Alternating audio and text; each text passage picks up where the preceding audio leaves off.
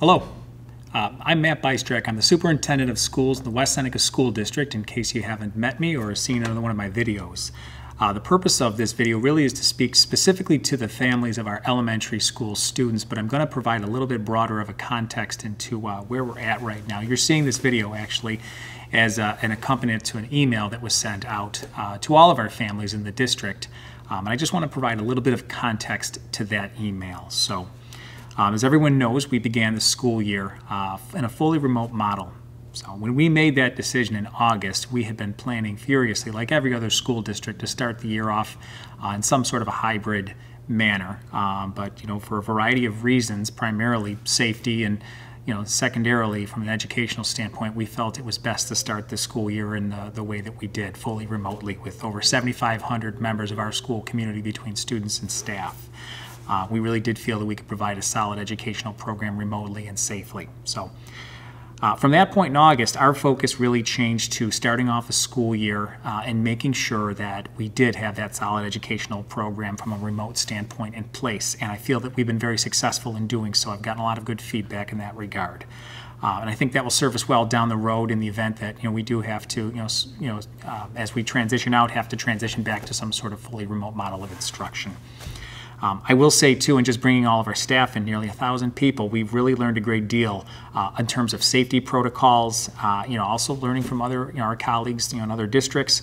So, we feel at this point that we are prepared to be able to start to return our students to our campus. But as we said in August, our plan really is to do that in a very phased-in approach and a safe approach for our students, and also so that we can kind of understand and help to ease our students back into that transition. So we've already brought a number of different students back to our campus. I won't go over the list, but we brought them in for different kinds of services and evaluations and things like that. But the first kind of two big groups that we targeted were students that have highly specialized programming and receive special education services, like in smaller classes and things like that. We've been actively working with our staff and these families. We've been reaching out honestly on an individual basis with these folks to make plans for them to be able to return. The next group, though, was our elementary school students, and that is another one that we started, again, probably right around the end of September, that we really kind of resumed planning in earnest to be able to bring them into our campus. Just to give a little bit of context from that elementary standpoint, right now our students, as you know, receive daily contact with their instructors, just like all of our students do. And we have some added flexibility with elementary teachers. Elementary teachers, in case you don't know, can teach all 4 content areas, and they're very skilled at doing so.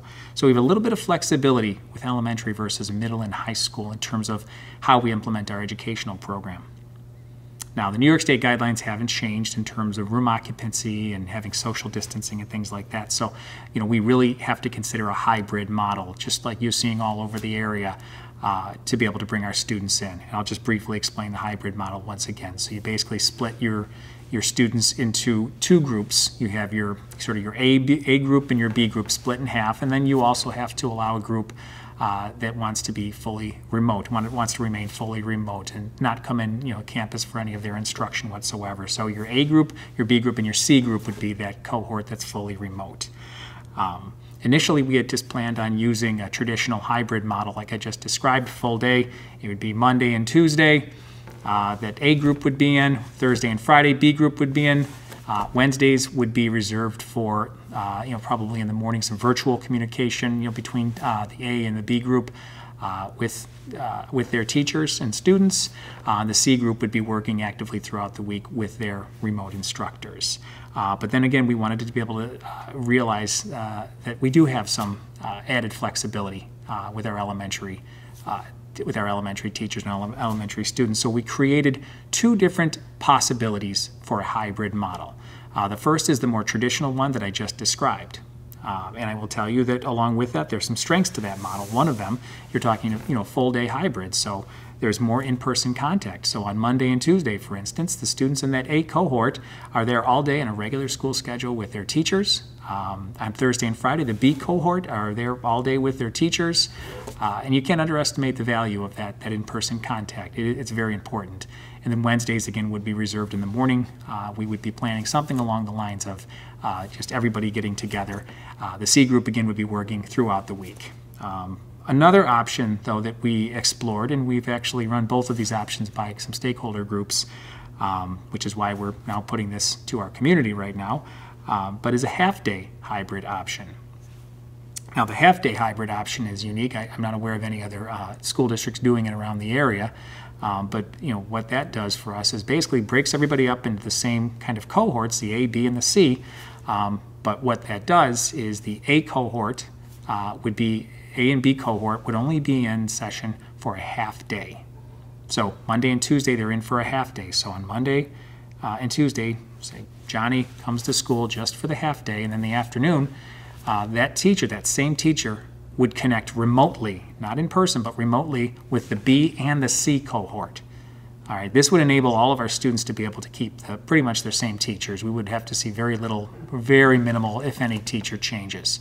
Thursday and Friday, Susie, who's in the B cohort, would come in the morning, and in the afternoon it would be the A cohort, Johnny, and anybody in the C cohort. Wednesday mornings would still be, that would actually be a time that A, B, and C would get together. Now, this model, to me, promotes a high degree of educational continuity. You're keeping the same teachers. You're utilizing those same teachers. The one thing it does pose as a challenge, though, would be the daycare issue, the child care issue that is an issue right now, and it would be students having to leave half days. Now, I will share that many parents this would probably work for, but for others, some of the feedback that received just wasn't going to be feasible for them to be able to do this. So again, to get back to the purpose of this message is we want our families to vote. We have two options for a hybrid model. I will share with you the full day hybrid is likely going to result, that's the first model I described, is more than likely going to result in some teacher switching because we have to be able to identify teachers that can teach our fully remote students. And also on the off days, we'll call them. So for instance, A and B, A day, Monday and Tuesdays is the A group. That's great when those students are there in session. But on Thursday and Friday, when they're not in session and there's not that morning meeting with everyone, a lot of their work is going to be asynchronous or independent type work. We will be working to create options and opportunities on those off days, I'll call them, for teachers and students to be able to interact. But I can tell you it will look nothing like what it currently looks like right now. They would be more check-ins, with some guidance from teachers, but at this point it would not be the same kind of instruction. So it's really a matter of weighing out, priorities. So basically we're going to be asking our elementary families, and that would be Allendale West Elementary in Winchester on the west side of town, and then Clinton Street and Northwood on the east side of town, to be able to weigh in and tell us which model they would prefer. So that's the traditional hybrid model, if there's such a thing as a traditional hybrid model. And then there's the half-day hybrid model. And once again, I want to stress that the half-day hybrid is only a half day, so it's 2 half days of instruction for students, and then in the afternoon they would be not in school. One of the benefits I will say to that model is that if a student is ill on Monday, say Johnny in the A cohort is ill, and Monday morning he can just shift over to the afternoon cohort that's fully virtual. And that does afford us a little bit of flexibility too in the event that we had to quarantine, or that a whole group of students or a teacher or whatever had to quarantine, at least they'd be able to slide into that fully remote model of instruction. So the one big question that doesn't answer, though, again, is the child care issue. So, and I realize that's a very real issue for so many of our families. So both options have their strengths. They also have their challenges. And we are fully committed to making either one of them work. You have my word, all right? We are poised. We're ready to go. We've even identified a timeline. I can tell you that the timeline, we will have that's right within this communication that you're receiving, and all of this documentation will be posted on our website as well. I can tell you that our self-contained students that I mentioned earlier, we're targeting for November 9th for them to begin coming back into session, and we're sending out individual communications to those families. And our elementary, we'd be starting off with kindergarten on November 30th. Then we would be going to December 7th would be for grades 1 and 2. And then we would do 3 through 6. So that would dip into the middle schools on December 14th. And we would be looking at 7 through 12 on January 4th. You may ask why this is taking a little while. Well, there's some organizing, some reshuffling with schedules that we're going to have to do regardless, and we want to make sure that our teachers are appropriately trained and prepared to be able to begin receiving students. So there is a lot of work to be done here, but we can absolutely do it, and we appreciate all the support and all the feedback and all the involvement from all the members of our school community, our families, our teachers, all of our support staff, our administrators, our students.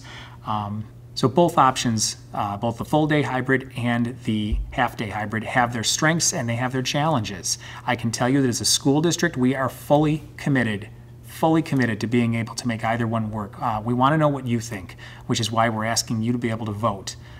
Contained within this email that you're receiving is a link to a survey. We're going to ask that you complete that. Our elementary families only. Please complete that by this Thursday night at 6 p.m. so that we have a sense for what direction we're going to move forward with. Next week, we will be reaching out to our families to ask them to commit to a model for their child or for their children.